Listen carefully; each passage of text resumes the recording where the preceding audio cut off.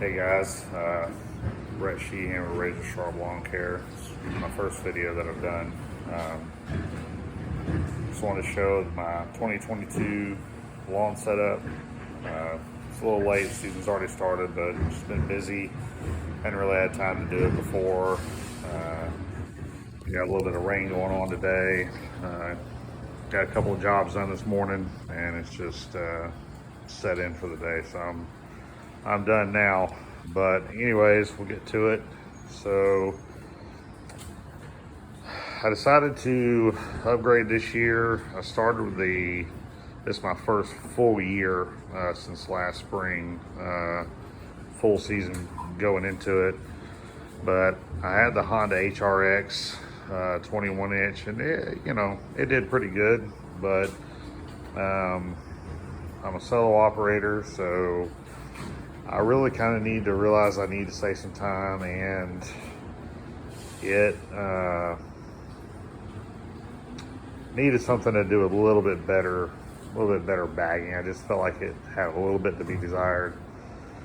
So I upgraded it to the Skag 30 with a swivel wheel, the Kohler Command Pro 224 cc.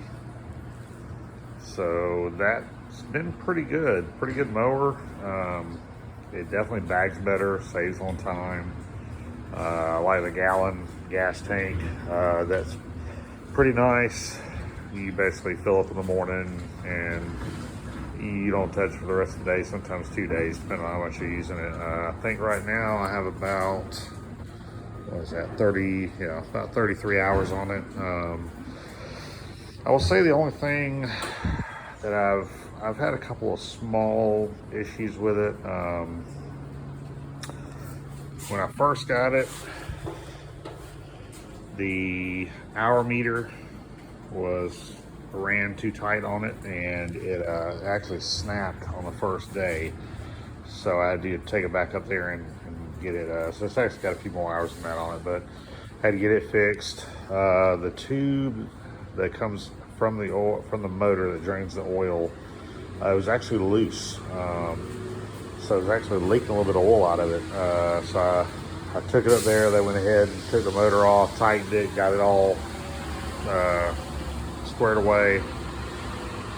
And then the little latch there that locks on all the attachment, the close-in, the side discharge and all that, the rivet in it broke.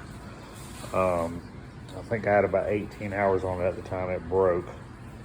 So they had to order me another one. Some minor things, but nevertheless, at a price tag of $3,000, or tax and everything, $30,000. It's kind of a little aggravating that you got to deal with those things. But I will say that prior to purchasing, I did watch videos, and people said that the holding the blade engage and the self-propel at the same time all day was pretty taxing on the hands, and I can verify that. It definitely was getting pretty taxing. So I took off a strap to one of the Weed Eater shoulder holsters that I had, that I don't use obviously, and I made this strap so whenever I engage the blades and pull them back, I just pull the strap tight and it holds it, which all I gotta do is worry about throttling it at that point with self-propel, which is so much nicer. And with the swivel wheels, as long as you're not in a super tight area, it's just as maneuverable, as a 21 inch. It really is not a problem. The self-propel on it, it's got good torque, good power as far as pulling itself up a hill. You don't find yourself having to push it. It'll pretty much do it itself. So that's pretty good. I'm pretty pleased with that. Stripes well, and really, like I said, it really bags well. Other than that, I mean, it is a heavy mower. It's 220 28 pounds, I think exactly. But so I guess I'd say that's probably the only downfalls, that it is heavy. But I like the one lever adjustment right here on the side, and you can change out the pins. That really is pretty sweet instead of having to go back and change all four corners. That gets pretty aggravating, especially if you know somebody's yard has just, you know, there's all those yards that have part of the yard that just doesn't go stick because maybe so you got to lower it, you know, to make it look right and have a higher area, and so it just takes a little more of the paint out of it. It's pretty quick. For the zero turn, I run a Kubota 724X 48 inch with a Kawasaki 23.5 horse.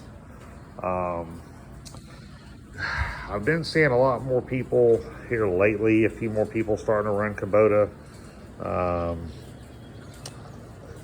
Probably 15 years ago, I used to run a diesel with my father who did it, and we never had really a lick of trouble out of it. So I decided to go with this, and it's been a really great mower.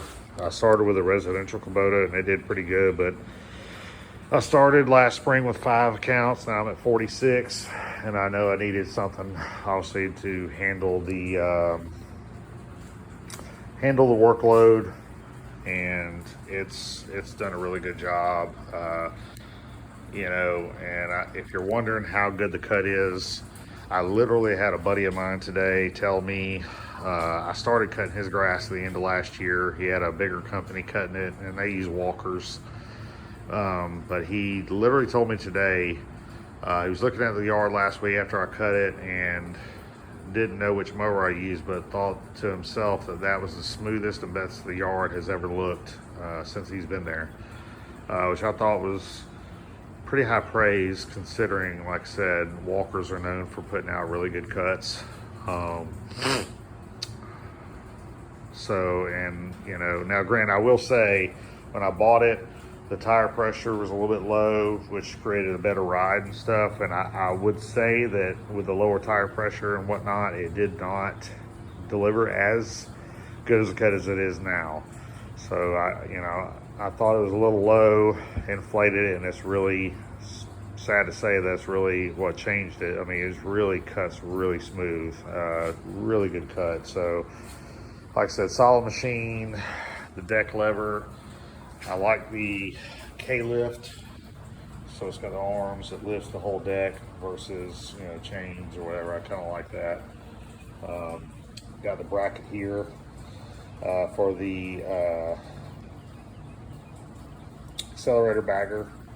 I had to notch it out actually, because when I bought the accelerator bagger, it was for my other Kubota with a 5-inch deck, but this has a 6-inch deep deck on it.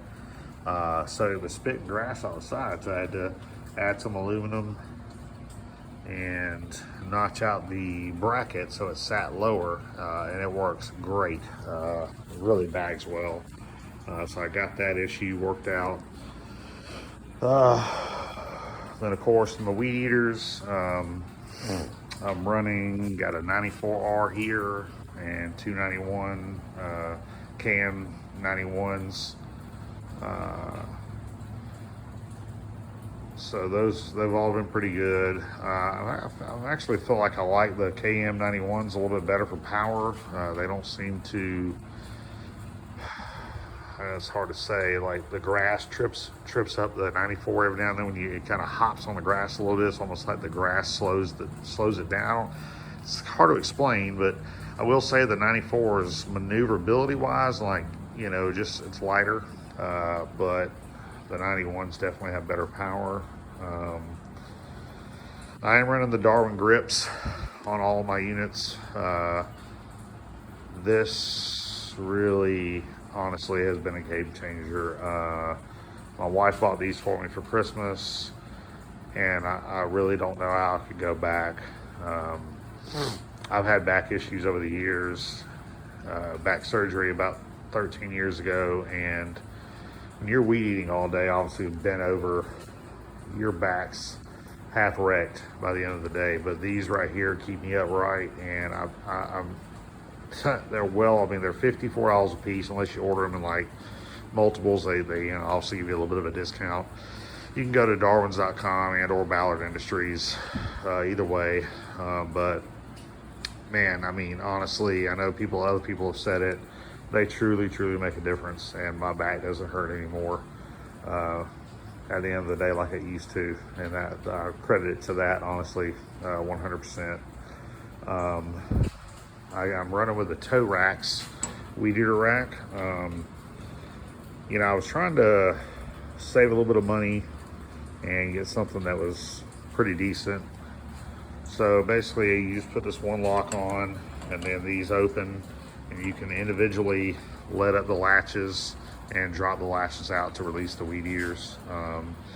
They do move around a little bit. They didn't move around as much before I put these counterweight to kind of make them roll over a little bit. So I got a bungee holding them, that way they stay put now. But the Torax is about $225 with shipping and everything. So far I really like it. I really do. I know, Equipment Defender and Green Touch are the popular units, but I was looking at probably another 75 to 80 bucks with delivery and everything to get the other racks. So I optioned for these, but like I said, I'm happy with them. I got the Stihl BR450 backpack blower, which I actually just recently got the Equipment Defender V2 rack. I really actually like this really a lot. Just like I said, it's quick release, pull the bar up, or you just lock it over to the side. It really, so far I really like it. It's and then yesterday my Equipment Defender tool rack came in, went ahead and put it on. So it's, I like my stuff organized. I know it doesn't look organized right now a little bit. It's in my garage. I just kind of threw stuff off after I came home from the rain, but got a couple of attachments going on up there. Chainsaw head. Also got the blower, gutter kit, all that stuff going on. There's the accelerator bagger. I do know I put the dust covers on, and I actually put some Gorilla Tape underneath to try to keep some of the dust down, but I did notice I put the cover and everything on these sides, and it wasn't bagging as well. It definitely needs the airflow to bag properly. So don't cut off so much of the airflow, but it does pretty good now. But if it gets the proper airflow, it will fill this bad boy up. It'll pack it in there.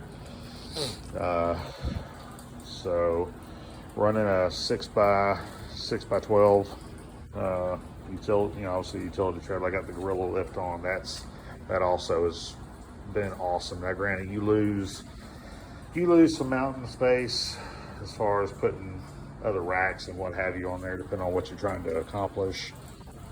But they really have made it easy to lift that gate just with 1 foot. It's so nice. I will say I tried the Cujo yard shoes. I was using running shoes, and I just didn't feel the ankle support. They didn't hold up, and I decided to try the Cujos. They're just covered in grass and dirty right now, but I'll give them credit. These things are really comfortable. I mean, I have a little bit of plantar fasciitis in one heel, and I'll be honest, after wearing these, my feet hardly don't hurt anymore. I mean, they do a little bit here and there, but I mean, if you're on your feet long enough, it is what it is. But these shoes really have been pretty awesome. I didn't expect it. I was hoping for good results, but honestly didn't know what to expect. But to be honest with you, they fight the morning dew. Awesome. My feet have not been wet yet. Now, granted, like I said, you're not supposed to be trekking through tons of water with these things, but as far as just general wetness, from the morning dew, maybe a little bit of water sitting in the yard, I haven't had an issue with them, and so far it's been a fantastic purchase. So, I mean, I plan on, once these wear out, I definitely plan on getting a new pair. I heard, mostly good reviews on these. A couple people saying they never buy them again, they were terrible, but just from my perspective in my use so far, I've had them a couple, 2, 3 months. I love them. I'm glad I found them, and it was a good purchase for me. So, but other than that, that's pretty much it, man. I mean, like I said, I'm a solo operator, so I try to get things upgraded, like stuff like this. Like I said, save me time.